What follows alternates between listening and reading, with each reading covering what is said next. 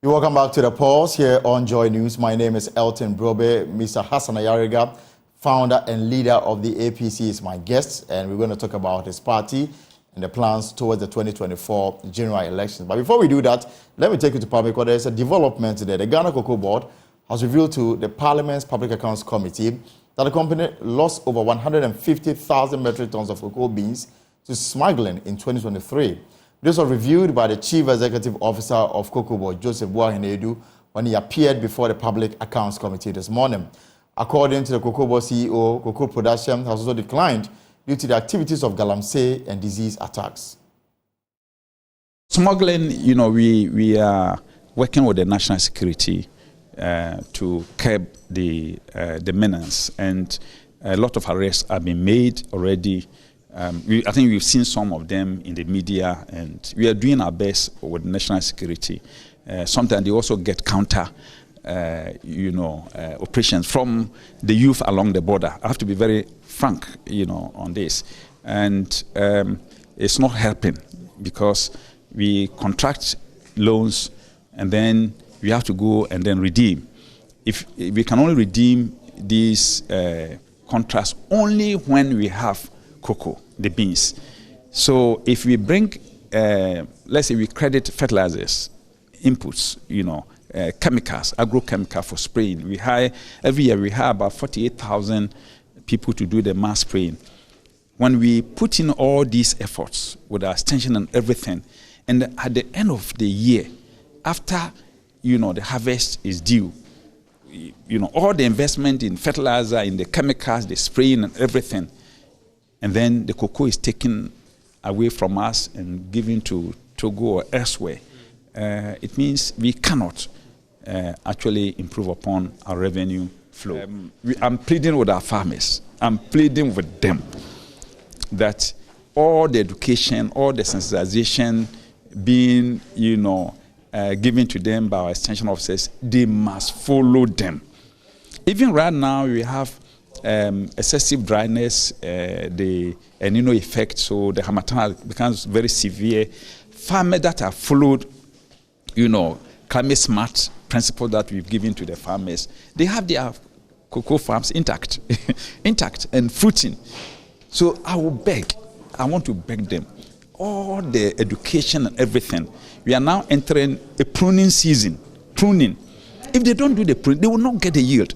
Now the price is good at the international market, and once the price is good there, it means it's going to reflect in the producer price. So I beg our farmers, everybody should do the best. I've been telling the farmers that, look, move away from your 2 bags per acre, 3 bags, and go to 20 bags per acre. I want every cocoa farmer to get 20 bags per acre.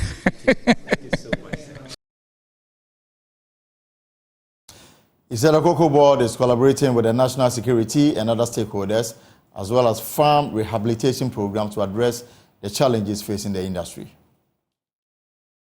We have some private companies that go to the market to sell cocoa. They don't do forward sales. They can get the cocoa today and sell on the spot. But because we have already sold our cocoa and we have contracts, we have to get the cocoa to go and redeem those contracts to be able to pay the loans and all that. But when the farmers sell the cocoa, people go in, they buy the cocoa from the farmers, and they take the cocoa to Togo or to Côte d'Ivoire to private individuals to go and sell spot. And when you are selling cocoa at spot, you can get about over $4,000, $5,000. So you can afford to pay whatever you want to give to anybody. This is what is impacting our sub-regional cocoa industry and the market. And then the smuggling is more or less being dictated by, the forces and then the spot, But once you've sold your cocoa, you have to redeem. If you don't redeem if you have the cocoa, then definitely you have to go and redeem. If you don't go and redeem, it will be, it means that you have to roll over, and it becomes a problem for you. There was a question about how much we have lost due to this forward and spot sale going on in other countries.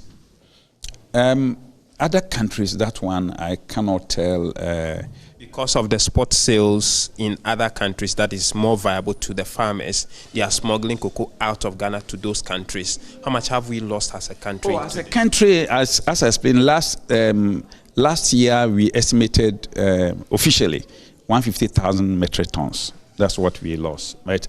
Unofficially, the figure may be higher than that. Is this one of the highest in recent times? That is so. That is so because, as I'm telling you, if price at the international market is now 5,000 plus, and the price it was just a sudden shoot up. It wasn't something which was maybe progressive or gradual for us to, suddenly the price just rose up to that level of, it was around $2,400, $2,300 before last year, April. And then just one day in April, it shot to 3,000, and now it's gone to, and it will continue. I think Ghana and Ivory Coast has an agreement to actually determine a common price of cocoa. Why do we still have, and we're learning that some of the cocoa smuggled are sent to Ivory Coast as well. Is it that that agreement is not working, or is just a matter of the various financial arrangement with loans and all of that that is pushing the cocoa to Ivory Coast? Cote d'Ivoire, if you look at the price now, officially our price is even better than Cote d'Ivoire. Why should it be so when you have a common policy? We have it, but we also have what is called a minimum guarantee price for Ghana. So that minimum guarantee price makes our pricing system a bit different from Cote d'Ivoire. But what we've tried to do over the years is to make sure that the gap is not too wide. I mean, the gap between Ghana and Cote d'Ivoire is not so wide to cause incentive for people to smuggle. So officially, I cannot stand here and say that people are smuggling to Cote d'Ivoire. Even in Cote d'Ivoire, if you've gone through the media, international media, recently they also arresting people smuggling cocoa from Cote d'Ivoire to Guinea, and other places. They are also arresting. Well, let me bring in James Aveji, who covered the Public Accounts Committee meeting for Joy News today. James, you're welcome to the pause. I'm interested in finding out the reaction of members when they were told of the state of Cocoa Board before the committee. Elton, so the minority per se were not happy with the issues brought up, the response of the Cocoa Board CEO. For instance, Honorable Ibrahim Mutala Mohammed said that, if the Cocoa Board CEO has indicated and has admitted that under his tenure, we have experienced this amount of smuggling, where he also indicated that this is one of the highest we have experienced so far in recent years, then this actually calls for his resignation. And so when he brought up the issue, some members of the committee, especially from the majority side, were not happy with the fact that he's calling for the resignation of the Cocoa Board boss, but he iterated the point that, his own indication should be enough grounds for either he resigns or the president to fire him. There's also the matter of some 37 million cedis contract variation involving the National Youth Authority. How was this resolved? Exactly, Elton. So this was amount meant, in fact, the original contract was for the construction of some youth resource centers in some 6 regions across the country. Now, the initial contract sum was some 35 million Ghana cedis. The Youth Authority actually revised this contract to some 72 million Ghana cedis. Now, according to the Auditor General, this has not been to recourse to a board approval nor the PPA. And so the recommendation is that they actually correct this measure.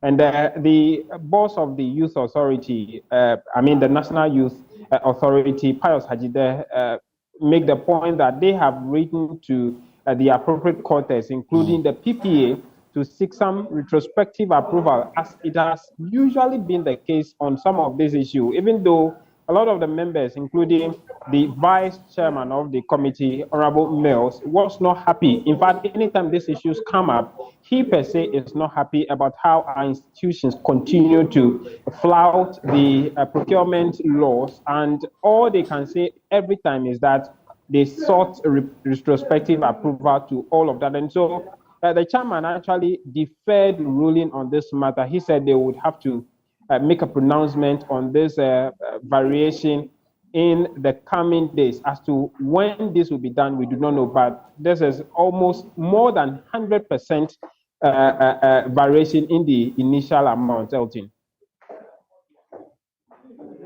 Right, thank you very much, James Aveji. And tomorrow the PAC will sit, and then I'm sure we'll bring you details from the Public Accounts Committee.